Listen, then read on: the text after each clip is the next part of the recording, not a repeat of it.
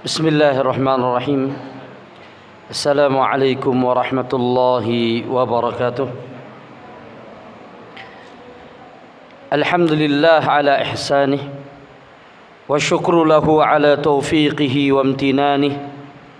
Ashhadu an la ilaha illallah ta'ziman li sya'nih wa ashhadu anna Muhammadan abduhu wa rasuluhu ad-da'i ila ridwanih.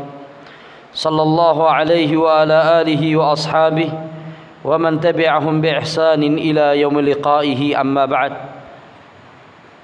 قال الله سبحانه وتعالى في كتابه الكريم: يا أيها الذين آمنوا اتقوا الله حق تقاته ولا تموتن إلا وأنتم مسلمون. وقال تعالى: شهر رمضان الذي أنزل فيه القرآن هدى للناس وبينات من الهدى والفرقان. أما بعد، فإن أصدق الحديث كتاب الله وخير الهدي هدي محمد صلى الله عليه وسلم وشر الأمور محدثاتها فإن كل محدثة بدعة وكل بدعة ضلالة وكل ضلالة في النار. معاشر المسلمين، إخواني وأخوات في الله، عزني الله وإياكم جماعة الملائكة Allah Subhanahu wa taala sekalian. Alhamdulillah, kita bersyukur kepada Allah Subhanahu wa taala. Di hari pertama dari bulan Ramadan ini, Allah Subhanahu wa taala mempertemukan kita di majlis yang mulia, di rumah Allah yang mulia, di antara rumah-rumah yang merupakan tempat terbaik di muka bumi ini.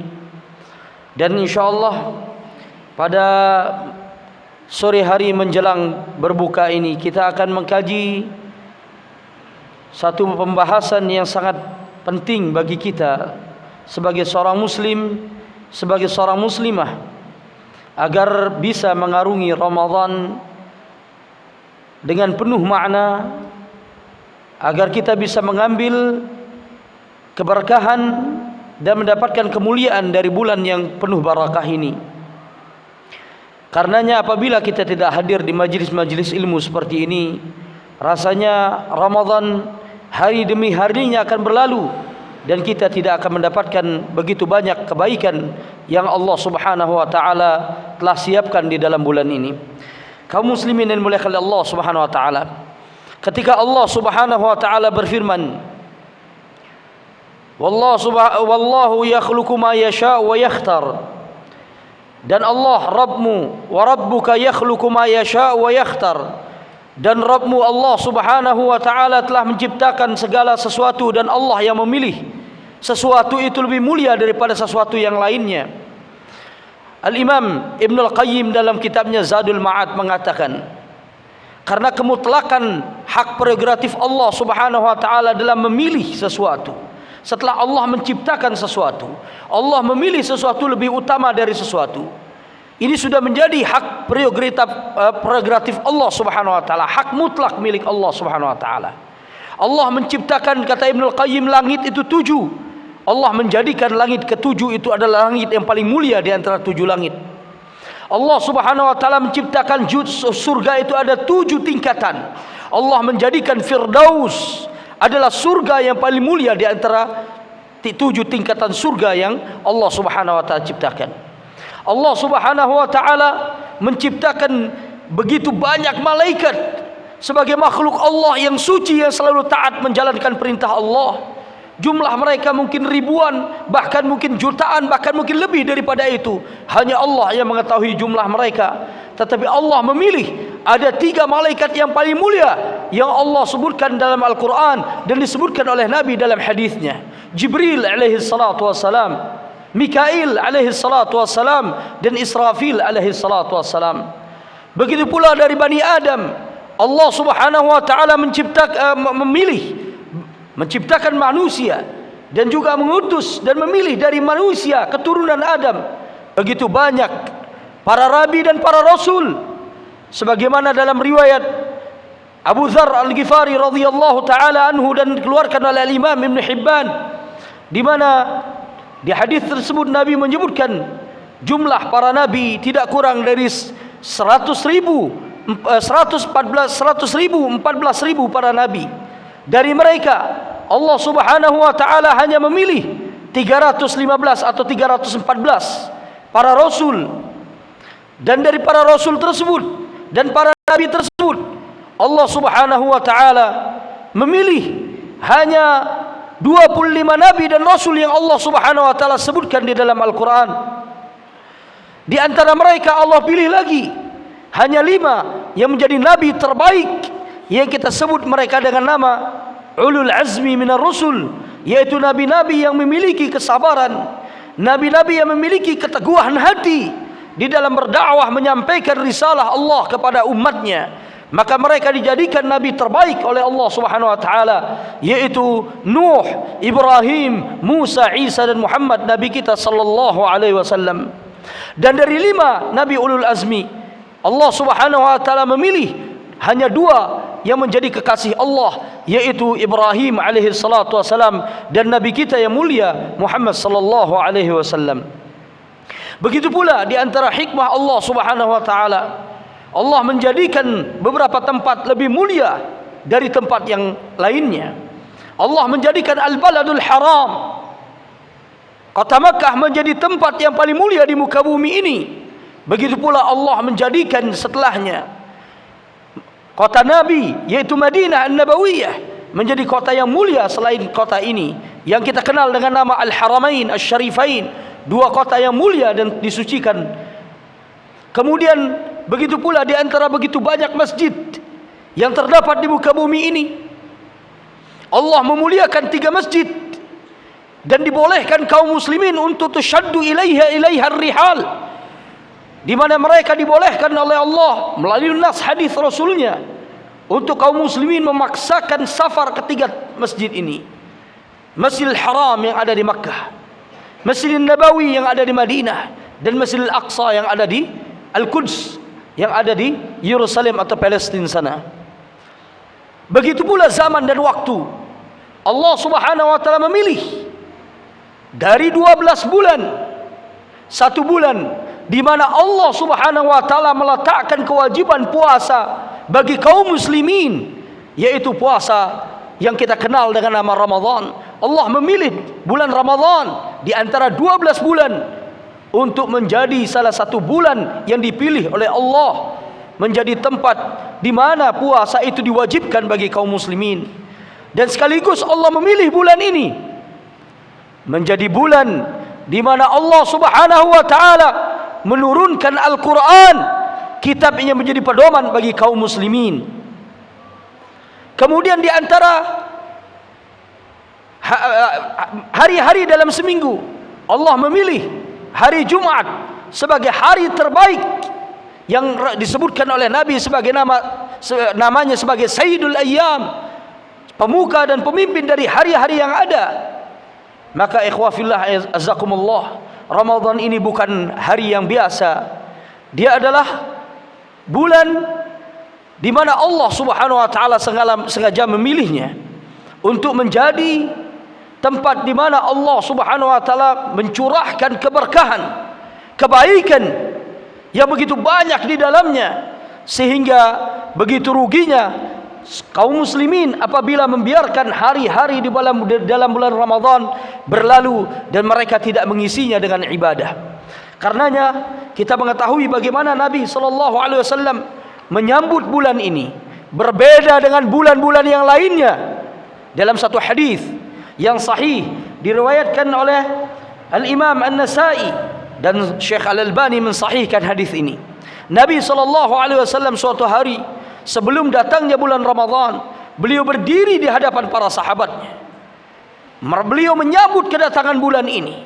Beliau mengingatkan para sahabat akan kemuliaan bulan ini, karena bulan ini bulan yang berbeda, bulan yang tidak sama dengan bulan-bulan yang lainnya.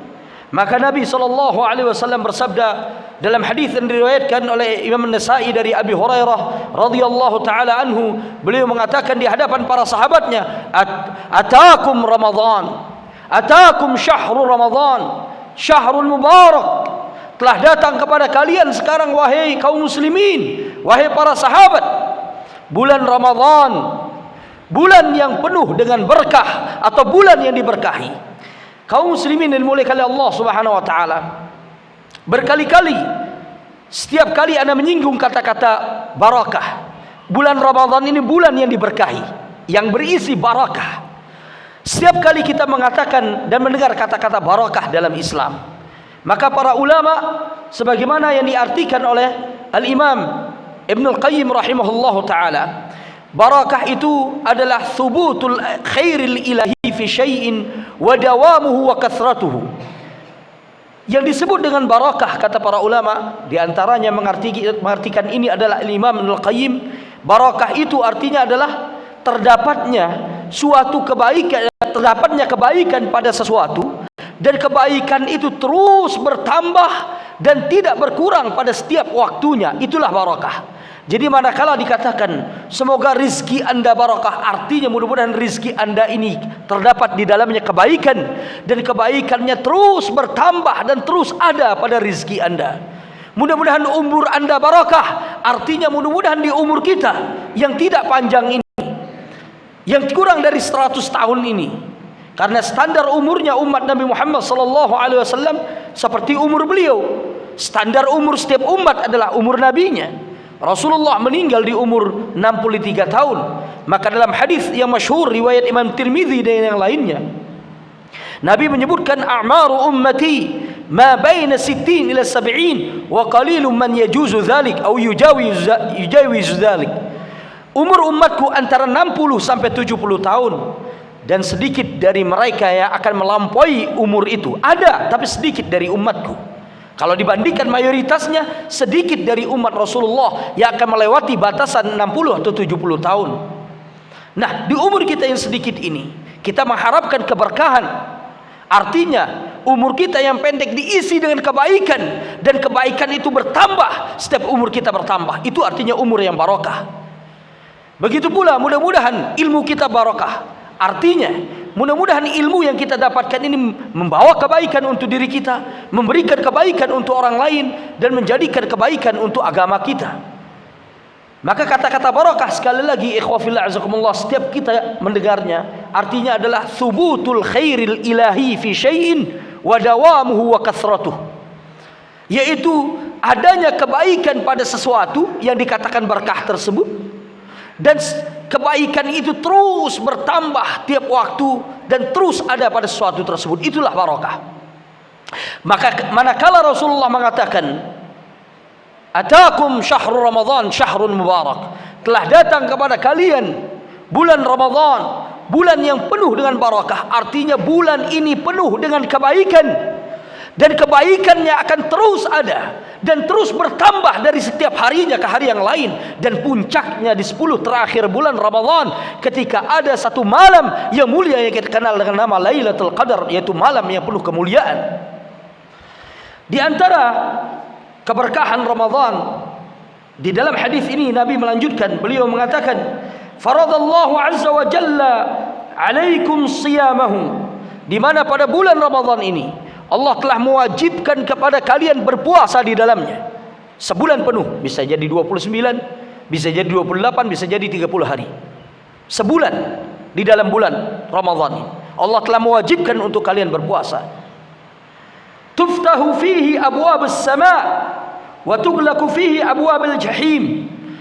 Di riwayat yang lain tuftahu fihi abwabul jannah wa tughlaqu fihi abwabul jahim. Di mana pada bulan Ramadan ini, ingat ikhwafillah azakumullah, pintu neraka tidak setiap waktu ditutup oleh Allah, dan pintu surga tidak setiap waktu dibuka oleh Allah. Di antaranya pintu surga itu dibuka dalam hadis yang lain setiap hari Senin dan Kamis. Karenanya kita dianjurkan untuk melakukan banyak amal saleh di hari Senin dan Kamis. Karena itu salah satu hikmah kenapa Nabi menyuruh kita untuk berpuasa di Senin dan Kamis. Karena hari itu di mana pintu-pintu surga dibuka oleh Allah. Itu kalau hari. Kalau di dalam 12 bulan, Rasulullah menjelaskan hanya di bulan Ramadan pintu-pintu surga dibuka dan pintu-pintu neraka ditutup oleh Allah Subhanahu wa taala. Pertanyaan kita sekarang, berapa jumlah pintu surga dan berapa jumlah pintu neraka? Ada yang mau menjawab? Tafadhalu. Berapa jumlah pintu surga dan berapa jumlah pintu neraka? Ini hal yang standar. Kita wajib mengimani bahwasanya surga hak, neraka adalah hak, dan neraka dan surga punya pintu-pintu. Nabi tadi mengatakan di bulan Ramadan ini Allah Subhanahu wa taala membuka pintu-pintu surga dan menutup pintu-pintu jahim atau neraka.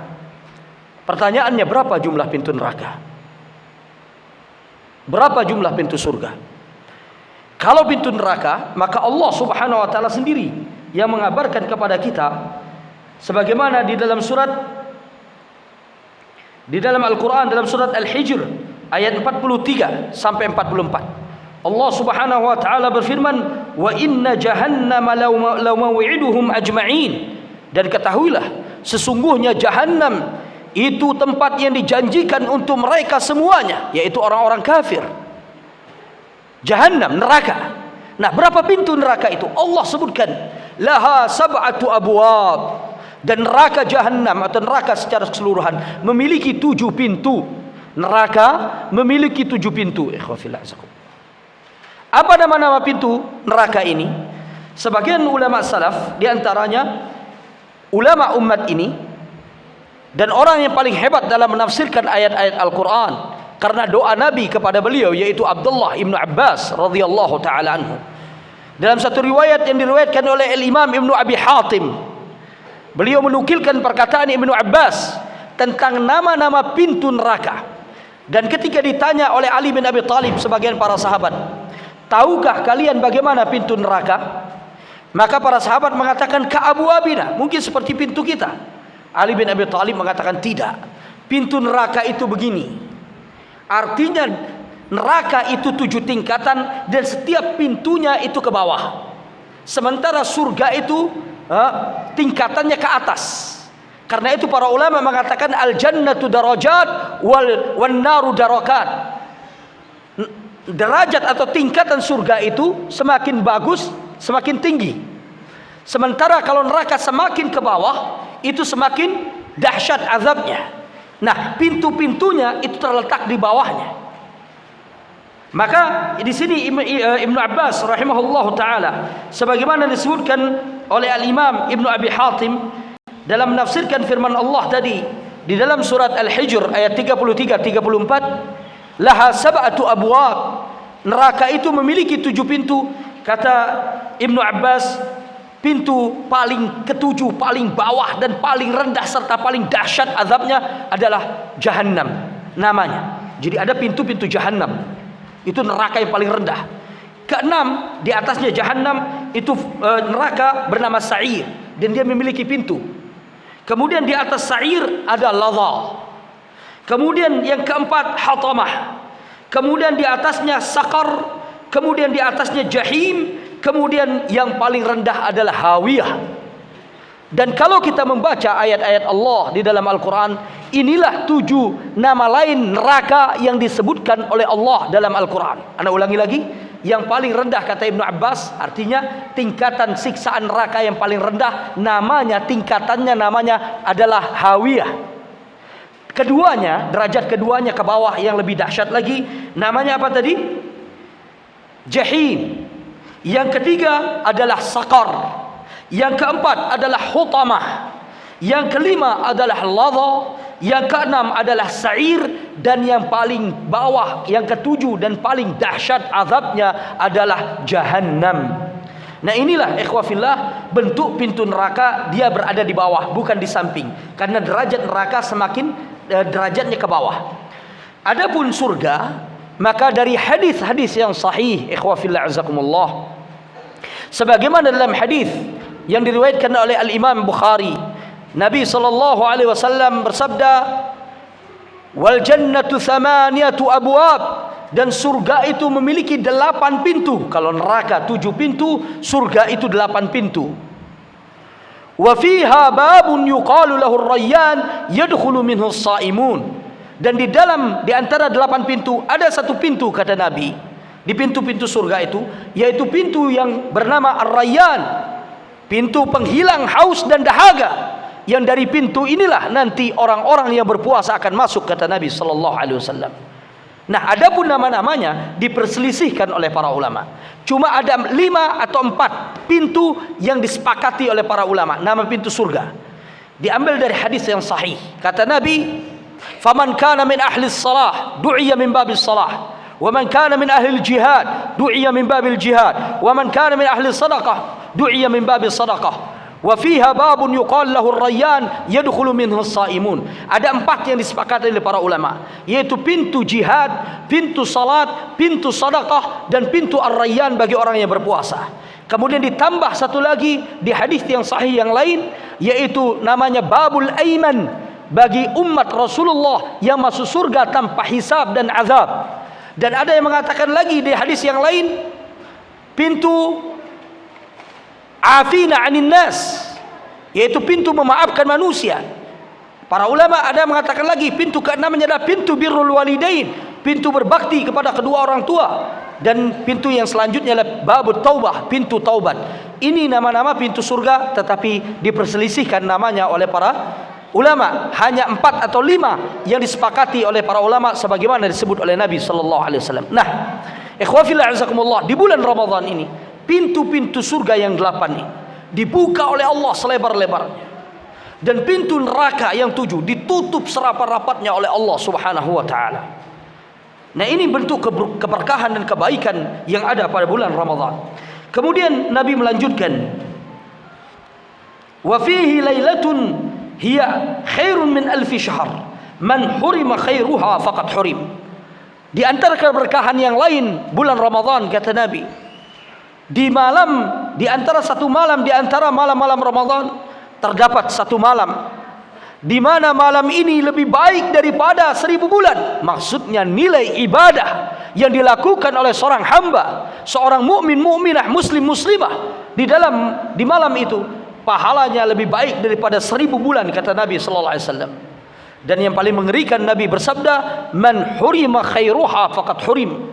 Dan orang yang tidak mendapatkan kebaikan di malam itu, orang yang terhalangi dari kebaikan malam itu, dia telah terhalangi dari semua kebaikan. Subhanallah. Artinya orang ini begitu merugi ketika dia tidak bisa meraih satu malam yang kemudian kita kenal dengan sebutan Lailatul Qadar, malam yang penuh kemuliaan, yang nilai ibadah seseorang itu sama dengan 1000 bulan atau 83 tahun kurang lebih. Kemudian hadis yang lain yang menunjukkan di mana Nabi sallallahu alaihi wasallam menjelaskan keagungan dan kemuliaan Ramadan ini, di mana Ramadan ini berbeda dengan 11 bulan yang lainnya. Hadis yang juga diriwayatkan dari Rasulullah SAW, dikeluarkan oleh Al-Imam At-Tirmidzi dan Ibnu Majah, dan disahihkan oleh Syekh Al-Albani, di mana Rasulullah SAW bersabda, "Idza kana awwalu lailatin min Ramadan," apabila datang malam pertama dari bulan Ramadan, berarti tadi malam, "suffidatus syayatin." Di antara keberkahan dan kebaikan yang ada pada bulan Ramadan ini, syaitan-syaitan dibelenggu, kata Nabi sallallahu alaihi wasallam. Wa maradatul jin, dan jin-jin yang durjana, pemimpin-pemimpin jin dibelenggu oleh Allah Subhanahu wa taala.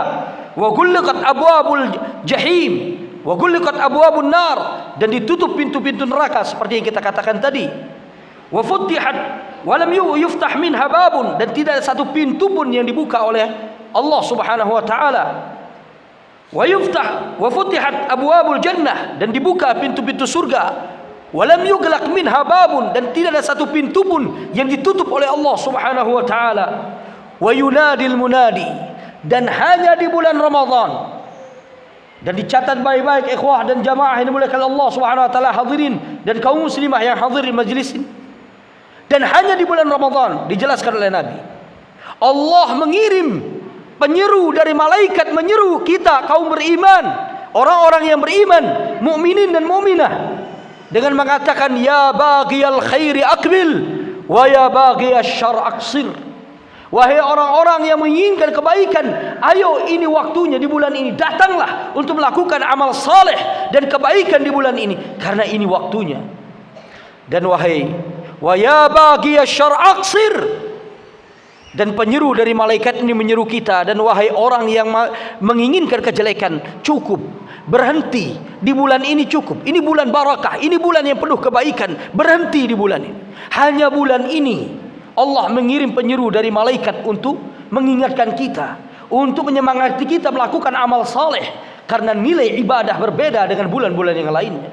Dan hanya di bulan ini Allah mengingatkan kita lewat penyuruhnya dari malaikat yang menyuruh kita untuk berhenti dari perbuatan buruk, karena ini bulan penuh dengan berkah.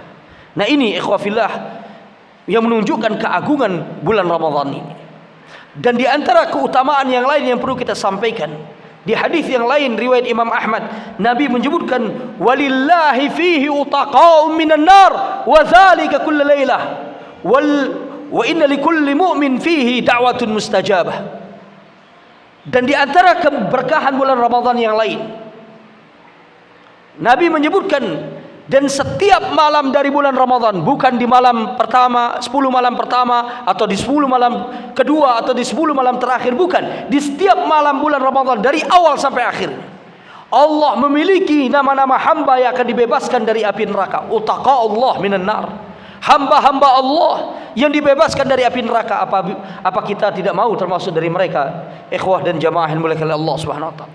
Di Ramadan dari mulai awal sampai akhir, Allah memiliki nama-nama hamba yang dicap dan ditulis oleh Allah terbebas dari api neraka, yang dibebaskan oleh Allah dari api neraka. Maka jikalau kita benar-benar bersungguh-sungguh dalam beribadah, mudah-mudahan kita termasuk dari utaqa Allah minan nar, hamba-hamba Allah yang dibebaskan dari api neraka.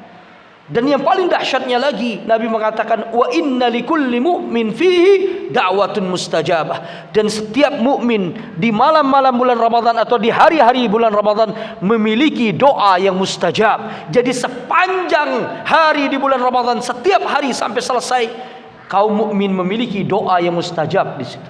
Sehingga Ramadan ini seluruhnya tempat terkabulnya doa. Maka sangat rugi seorang hamba yang memohon ampunan kemudian tidak diampuni.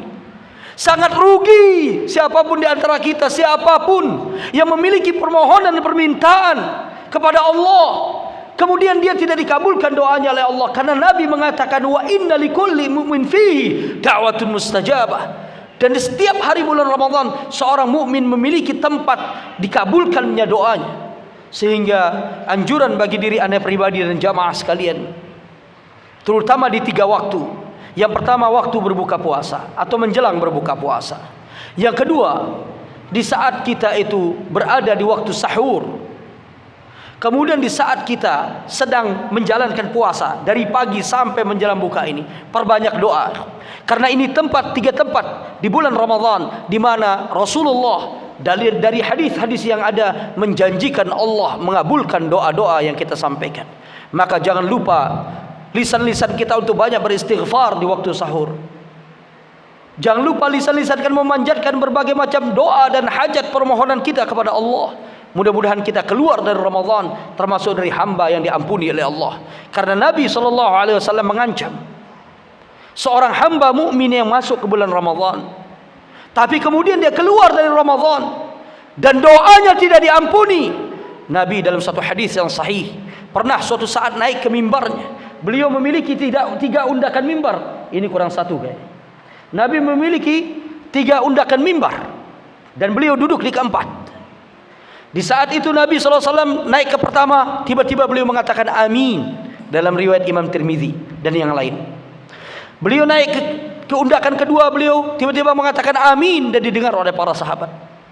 Dan beliau naik ke undakan ketiga sebelum duduk, tiba-tiba beliau mengatakan amin. Maka para sahabat mengatakan, apa yang kau aminkan wahai Rasulullah sallallahu alaihi wasallam? Beliau kemudian mengatakan, ja'ani Jibril faqala ya Muhammad ragima anfumrin man dzukirta indahu falam yusallim alaik. Celakalah seseorang siapapun yang disebut namamu di hadapannya dan dia tidak bersalawat kepadamu. Yang kedua, ketika naik ke tempat yang kedua, Nabi mengatakan, Jibril juga mengatakan kepadaku, ragima anfumrin man dakhala alaihi syahr Ramadan thumma salakha falam yughfar lahu. Celaka orang yang masuk ke bulan Ramadan, kemudian Ramadan berlalu dan meninggalkannya, dan dosa-dosanya tidak diampuni, dan dia tidak diampuni oleh Allah Subhanahu wa taala. Dan celakalah seseorang yang dia mendapatkan salah satu dari orang tuanya atau keduanya, tetapi kedua orang tuanya tersebut tidak membuat dia masuk ke dalam surga. Maka syahid dari hadis ini adalah yang kedua. di mana Nabi mengatakan celaka orang yang mendapatkan bulan Ramadan. Dia bertemu di bulan Ramadan, dia berpuasa di bulan Ramadan, dia melakukan berbagai macam amal saleh di bulan Ramadan, tetapi kemudian dia keluar dari Ramadan dan dosa-dosanya tidak diampuni oleh Allah. Kenapa? Karena Nabi tadi sudah menjelaskan Ramadan adalah tempat dikabulkannya doa. Maka sangat merugi seorang hamba tidak banyak beristighfar di bulan Ramadan, tidak banyak memohon ampun di bulan Ramadan, agar dia keluar dari Ramadan sebagai orang yang telah diampuni oleh Allah Subhanahu wa taala. Maka merugilah orang yang masuk bulan Ramadan, dia tidak memperbanyak doa untuk kebaikan dunia dan akhirat, untuk dirinya, keluarganya, untuk masyarakatnya, untuk agamanya di bulan Ramadan, karena bulan Ramadan tempat dikabulkannya doa. Kaum muslimin yang muliakan Allah Subhanahu wa taala, kita beranjak kepada apa sebenarnya akan kita bahas pada pertemuan sore hari ini, yaitu bagaimana kiat-kiat kita untuk mengisi Ramadan kita agar bisa Ramadan menjadi syahrun mubarak, bulan yang berkah atau diberkahi sebagaimana disebutkan oleh Nabi, sehingga kita benar-benar mendapatkan kebaikan di dalam bulan Ramadan, dan kebaikan ini terus ada pada kita dan bertambah dari waktu ke waktu. Maka paling tidak kalau kita belajar dari Rasulullah sallallahu alaihi wasallam dan para sahabat beliau dan para salafus saleh dalam kiat-kiat mereka dalam melakukan amalan-amalan sebagai amalan yang mengisi bulan Ramadan, paling tidak ada 9 yang harus kita ingat. Yang pertama adalah berpuasa dan menjaga puasa dengan sungguh-sungguh, berpuasa dengan sesungguhnya. Nanti kita akan jelaskan bagaimana berpuasa dengan sesungguhnya. Yang kedua, amalan kedua yang harus kita lakukan di bulan Ramadan adalah benar-benar untuk kita menguatkan diri melaksanakan qiyam Ramadan, yang kita istilahkan dengan salat tarawih. Disebut dengan tarawih, qiyam Ramadan, salat malam di bulan Ramadan, diambil dari kata-kata tarwihah, karena banyak akhirnya tarawih artinya istirahat. Karena setiap kita mendapatkan 4 atau 2 rakaat imam mengajak makmumnya untuk istirahat, karena mungkin panjangnya bacaan salat yang dilakukan, maka imam memberikan istirahat untuk makmumnya. Disebut dengan tarwihah dalam bahasa Arab. Karena istirahatnya berkali-kali maka disebut tarawih. Maka salat ini disebut salat tarawih, yaitu salat yang ada istirahat setelahnya. Maka ini amalan kedua yang harus ditegakkan oleh setiap muslim untuk mengisi Ramadannya. Yang ketiga, ikhwah fillah azakumullah, yaitu mengisi Ramadan kita dengan tilawatil Quran, membaca Al-Quranul Karim. Kemudian yang keempat, kita mengisi Ramadan kita dengan memperbanyak sedekah, dan kita menjadikan diri kita menjadi lebih dermawan, lebih mudah untuk bersedekah, lebih mudah untuk memberi dan membantu orang lain, karena itu yang diajarkan oleh Nabi sallallahu alaihi wasallam. Kemudian yang kelima, di antara apa yang diajarkan oleh Nabi sallallahu alaihi wasallam untuk kita perbanyak dan kita hiasi dengannya diri kita di bulan Ramadan, kalau kita memiliki kemampuan dan juga harta, melakukan umrah di bulan Ramadan. Karena umrah di bulan Ramadan bernilai haji, di riwayat yang lain haji bersama Rasulullah. Subhanallah, pahalanya begitu besar dan agung. Kemudian yang keenam, berusaha mencari terutama di 10 malam terakhir adalah malam Lailatul Qadar. Artinya kalau kita lemah di 10 malam pertama, lemah di 10 yang kedua, jangan sampai kita lemah di 10 yang terakhir. Karena di malam 10 terakhir, salah satu di antara malam 10 terakhir terdapat satu malam yang tadi telah kita sebutkan lebih baik amalannya di dalam malam tersebut daripada 1000 bulan. Kemudian amalan yang selanjutnya yang dengannya kita diperintahkan untuk menghiasi Ramadan kita adalah beriktikaf, terutama di 10 malam terakhir dari bulan Ramadan. Kemudian yang terakhir, memperbanyak zikir, istighfar dan doa yang seperti tadi Anda singgung. Karena bulan ini bulan pengampunan, bulan ini bulan dikabulkannya permohonan dan doa oleh Allah. Bulan ini bulan kita disuruh banyak untuk mengingat Allah Subhanahu wa taala. Maka perbanyak di hari-hari di saat kita berpuasa untuk berzikir, berdoa. Kembali kepada pembahasan ikhwah fillah azakumullah, amalan pertama yang dianjurkan oleh Rasulullah SAW untuk kita menjaganya, dan itu dicontohkan oleh beliau dan para sahabatnya, adalah berpuasa dengan sungguh-sungguh di bulan ini. Emang ada orang yang tidak sungguh-sungguh berpuasa di bulan ini. Pada dasarnya kaum muslimin seluruhnya ingin benar-benar menegakkan siam atau puasa di bulan ini. Tapi ternyata para ulama mereka sudah memprediksikan bahwasanya kaum muslimin dalam pelaksanaan puasa mereka terbagi menjadi 3 golongan. Mayoritas para ulama kaum muslimin, walaupun kalau ucapan ini disebutkan oleh Ibnu Qudamah kepada Ibnu Qudamah Al-Maqdisi, ada sebagian ulama yang menisbatkannya kepada Al-Imam Abu Hamid Al-Ghazali rahimahullah ta'ala, di mana beliau membagi orang-orang yang berpuasa menjadi 3 derajat. Yang pertama yaitu saumul awam. Puasa yang pertama yang dilakukan oleh kaum muslimin dikategorikan oleh mereka para ulama dengan sebutan puasanya orang umum atau puasanya orang awam, yaitu puasa hanya menjaga haus dan lapar dan agar tidak berhubungan suami istri. Tetapi puasa ini tidak menjaga anggota badannya, tidak menjaga matanya dari hal yang haram, tidak menjaga pendengarannya dari hal yang haram, tidak menjaga lisannya untuk mengatakan hal yang haram. Maka puasa ini dikategorikan puasa awam, dan puasa ini hanya menghilangkan kewajiban, tapi nilai pahalanya tidak besar di hadapan Allah, bahkan mungkin tidak ada. Bahkan nilai puasa seperti inilah yang bisa jadi hanya berbuah sia-sia. Bisa jadi nilai puasa inilah yang disebutkan oleh Nabi hanya menghasilkan capek, hanya menghasilkan menahan haus dan lapar, tapi tidak mendatangkan ampunan dari Allah, tidak mendatangkan maghfirah dari Allah, tidak membuat seseorang dijanjikan surga oleh Allah Subhanahu wa taala, tidak bisa menaikkan ketakwaan seseorang. Karenanya ikhwah fillah yang dimuliakan oleh Allah, paling tidak jangan sampai kita hanya berpuasa dengan derajat yang pertama, yaitu apa tadi? Saumul awam. Nama yang pertama, derajat orang yang berpuasa pertama apa? Saumul awam, kata para ulama, yaitu orang yang berpuasa hanya menjaga diri untuk tidak makan, untuk tidak minum, untuk tidak mencampuri istrinya. Lebih daripada itu, maksiat, anggota badannya tidak dijaga dari maksiat kepada Allah, penglihatannya, pendengarannya, dan juga lisannya tidak dijaga. Maka ini adalah puasanya orang awam.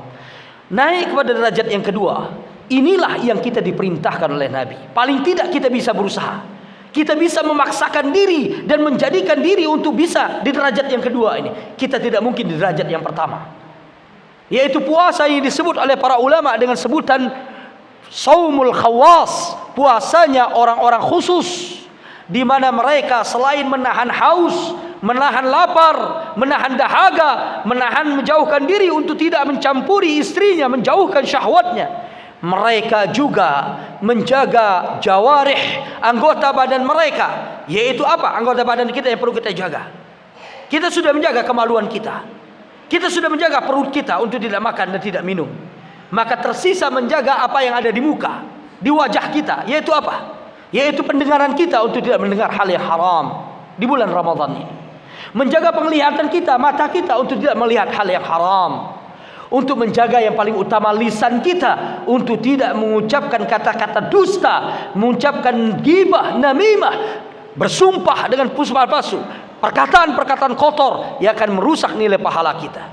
Hal inilah, puasa tingkatan kedua inilah yang dinasihatkan oleh siapa? Oleh sahabat Jabir ibnu Abdullah radhiyallahu anhu, sebagaimana disebutkan oleh Al-Imam Ibnu Abi Syaibah dalam musannafnya, di mana Jabir bin Abdullah beliau pernah berkata dalam hal ini, beliau mengatakan, "Idza sumta falyasum sam'uka wa basaruka wa lisanuka 'anil kadhibi wal maharim." Apabila engkau berpuasa, bukan hanya sekadar engkau mempuasakan perutmu untuk tidak makan, untuk tidak minum, dan menjauhi syahwatmu untuk tidak mencampuri istri.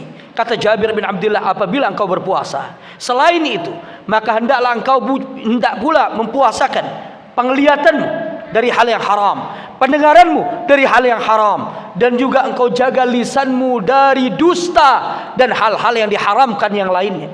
Apa hal-hal yang paling mengkhawatirkan? Terkadang kita puasa tetapi tidak kita sadari lisan kita menghancurkan nilai puasa kita, ikhwah fillah azakumullah, yaitu lisan kita tidak bisa berhenti dari menggibah, membicarakan aib seorang muslim. Lisan kita tidak berhenti dari apa? Berkata-kata yang kotor. Maka itu akan menghancurkan nilai pahala puasa kita. Karenanya, ikhwafillah yang dimuliakan oleh Allah, Al-Imam Sya'bi mengatakan, Umar ibn al-Khattab, Amirul Mu'minin, beliau pernah mengatakan, "Laisa as-siyam min at-ta'am wasyarab wahdahu, walakin min al-kadhib wal batil wal lagwi wal halif." Puasa itu bukan hanya menahan diri dari haus, dari makan, minum, menahan haus dan lapar, kata Umar bin Khattab. Tetapi puasa itu juga menahan diri dari perbuatan dusta, perbuatan yang lagu, yang sia-sia, dan dari perbuatan bersumpah dengan nama selain Allah. Begitu pula yang dikatakan oleh ulama yang lain, di mana Al-Imam Abul Aliyah, salah seorang tabi'in, sampai pernah mengatakan, "Was-shaim," kata beliau, "khislatan man hafizahuma salima saumuhu, al-ghibah wal kadhib." Ada dua hal dan dua perkara yang apabila seorang yang berpuasa mampu menjaganya, di saat dia berpuasa dia jaga dua hal ini, itu tidak dia lakukan, selamat puasanya di hadapan Allah. Itulah puasa yang bisa akan menjadi ampunan untuk seorang hamba. Itulah puasa yang akan membuat Allah akan membuatkan untuk seorang hamba sebuah rumah di surga. Yaitu dua perbuatan ini, kata Al-Imam Abul Aliyah dan juga seorang tabi'in murid Ibn Abbas yang bernama Mujahid, adalah al-ghibatu wan namimah, yaitu sikap ghibah, membicarakan aib dan kejelekan seorang muslim. Yang kedua adalah al-kadhib, yaitu sikap dusta, kata beliau. Maka apabila kita bisa menghindarkan diri dari dusta, berkata dusta, menghindarkan lisan kita dari membicarakan aib seorang muslim, membicarakan kejelekan seorang muslim, insya Allah puasa kita selamat. Maka ikhwafillah, selain kita menjaga diri kita dari lapar, dari dahaga, dari syahwat, jaga lisan kita dari ghibah, dari dusta, dari namimah. Jaga mata kita dari hal yang haram. Maka insya Allah nilai puasa kita akan selamat. Dan itulah puasa yang disebutkan oleh Nabi, "Man shama ramadhana imanan wa ihtisaba, ghufira lahu ma taqaddama min dzambi." Inilah masuk ke dalam kategori sabda Rasul, barang siapa yang berpuasa di bulan Ramadan dengan penuh iman dan mengharapkan pahala Allah, maka Allah akan mengampuni dosa-dosanya yang telah lalu. Dan kita harus tahu, ikhwafillah azakumullah, para ulama salaf, mereka berdoa kepada Allah Subhanahu wa taala dari sebelum masuknya bulan Ramadan agar bertemu dengan bulan Ramadan. Dan ketika mereka sudah bertemu dengan bulan Ramadan, mereka berdoa 6 bulan agar amalan mereka di bulan Ramadan diterima. Kenapa mereka melakukan hal itu? Tidak seperti kita, yang kita seolah-olah sudah yakin, kita sudah pede, amal kita di bulan Ramadan semuanya diterima oleh Allah. Para salaf 6 bulan, berarti Syawal, kemudian setelah itu Dzulqa'dah, Dzulhijjah, Muharram, Safar, Rabiul Awal, Rabiul Akhir. 6 bulan mereka berdoa kepada Allah agar amalan mereka di bulan Ramadan diterima. Kenapa? Karena mereka tahu tidak semua amalan hamba atau tidak semua amalan orang yang beramal diterima oleh Allah Subhanahu wa taala. Karena itu muncullah doa yang terkenal dari para salaf, di mana mereka berdoa kepada Allah, "Allahumma sallimni ila Ramadan wa sallim li Ramadan wa tasallimhu minni mutaqabbala." Ya Allah, sampaikan aku kepada bulan Ramadan dan sampaikan Ramadan kepadaku dengan selamat, tidak ada kekurangan. Aku di dalam keadaan tidak sakit, aku bisa berpuasa di dalamnya, bisa beramal soleh di dalamnya, bisa berpuasa, bisa melakukan salat di dalamnya. Dan doa mereka yang terakhir itu yang kaitannya dengan apa yang kita sampaikan. Betapa mereka takut puasa mereka dan amalan yang mereka lakukan tidak diterima oleh Allah. Dan mereka mengatakan dan berdoa, "Wa tasallimhu minni mutaqabbala." Dan ya Allah, terimalah amal-amalku yang aku lakukan di bulan Ramadan semuanya. Nah, pertanyaan anak, siapa di antara kita selama umurnya berpuasa pernah mengamalkan, membaca doa ini dari sebelum Ramadan agar dipertemukan oleh Allah dengan bulan Ramadan, dan setelah Ramadan agar Allah menerima amalan-amalan di bulan Ramadan? Ya Rabb, tasallimhu minni mutaqabbala. Ya Allah, terimalah amalan-amalanku di bulan Ramadan. Mungkin jarang di antara kita, tapi para ulama salafus saleh 6 bulan mereka berdoa kepada Allah. Syawal, kemudian setelah itu Dzulqa'dah, Dzulhijjah, Muharram, Safar, Rabiul Awal, Rabiul Akhir. Mereka kemudian berdoa kepada Allah Subhanahu wa taala agar berjumpa lagi dengan Ramadan dan amal mereka di Ramadan yang lalu diterima oleh Allah Subhanahu wa taala. Nah, ini ikhwah fillah azakumullah, sehingga apabila kita menjaga sekali lagi lisan kita dari dusta, dari perkataan kotor, mata kita dari melihat yang haram, pendengaran kita dari mendengar hal yang haram, insyaallah puasa kita bisa menjadi puasa yang sebenarnya. Kemudian beranjak kepada amalan yang kedua yang bisa sebagai amalan pengisi bulan Ramadan kita supaya Ramadan kita menjadi barakah dan penuh kebaikan adalah menegakkan qiyam Ramadan atau salat tarawih. Ikhwah fillah yang dimuliakan Allah Subhanahu wa taala, Nabi di dalam hidup beliau pernah melakukan salat tarawih berjamaah selama 3 hari. Di dalam satu hadis yang sahih, Nabi SAW membiarkan satu Ramadan itu berlalu sampai tinggal 7 hari saja. Begitu 7 hari tersisa, Nabi keluar melakukan salat dan diikuti oleh para sahabat. Semakin hari, semakin di malam yang pertama Nabi salat bersama kaum muslimin, jumlah kaum muslimin tidak terlalu banyak. Malam berikutnya semakin banyak. Malam berikutnya semakin banyak, hampir masjid menjadi sesak. Kemudian di sisa harinya Nabi tidak keluar. Begitu para sahabat bertanya, beliau kemudian mengatakan kepada para sahabat, khasyitu an tufrada alaikum salatul lail. Tidak ada ma yamna'uni an akhruja ilaikum, tidak ada yang menghalangi aku untuk keluar kepada kalian kecuali aku takut salat malam ini diwajibkan untuk kalian. Maksudnya salat tarawih di bulan Ramadan diwajibkan untuk kalian. Nah, ketika Rasulullah meninggal, kondisinya kaum muslimin seperti pada masa beliau. Salat terpisah-pisah dan berkelompok-kelompok di Masjid Nabawi.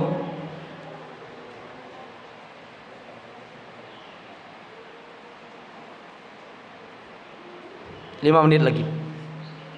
Begitu datang Umar ibn al-Khattab radhiyallahu taala anhu, beliau kemudian mengumpulkan kaum muslimin dan satu imam. Tadinya kaum muslimin bersolat di Masjid Nabawi bergelombang di zaman Umar, dan beliau tidak nyaman melihat kondisi itu. Maka pada akhirnya Umar bin Khattab menyatukan kaum muslimin untuk solat, dan beliau melarang kaum muslimin untuk solat berjamaah. Kalau sendiri-sendiri nggak apa-apa, menambah solatnya lagi karena solat malam tidak ada batasan. Dan beliau menjadikan imam solat kaum muslimin 2 orang, yaitu sahabat Ubay bin Ka'ab, karena beliau terkenal dengan Al-Qur'annya di zaman Rasulullah, dan yang kedua adalah sahabat Tamim Ad-Dari. 2 orang ini jadikan sebagai imam salat tarawih mulai dari zaman Umar berkuasa selama 10 tahun. Beliau menjadi khalifah. Dan ini menjadi sunnah bagi kita, utamanya salat berjamaah, salat tarawih atau salat qiyam Ramadan berjamaah. Karena ini adalah perbuatan Nabi dan dilanjutkan oleh seorang khulafaur rasyidin yang diperintahkan kita untuk mengikuti sunnahnya, yaitu Amirul Mukminin Umar ibn al-Khattab. Ikhwah fillah azakumullah. Dan ada pertanyaan selanjutnya, kapan waktu pelaksanaan salat malam? Pernyataan ini disebutkan oleh Nabi SAW bahwasannya salat malam disebutkan pelaksanaannya atau batas waktunya. Rasulullah mengatakan, innallaha zadakum salatan wa hiyal witru fasalluha bainal isya ila salatil fajr. Kapan mulai dan kapan berakhirnya salat malam tarawih qiyam Ramadan ini? Nabi mengatakan, sesungguhnya Allah telah menambahkan untuk kalian satu salat yang disebut witir, salat malam, yaitu antara salat isya sampai menjelang pagi, sampai salat subuh atau menjelang salat subuh. Berarti dari mulai setelah isya orang boleh melakukan salat malam sampai menjelang datangnya waktu salat fajar. Ini waktunya. Tetapi kapan yang afdal, kapan yang utama? Di awal malamkah atau di akhir malamkah?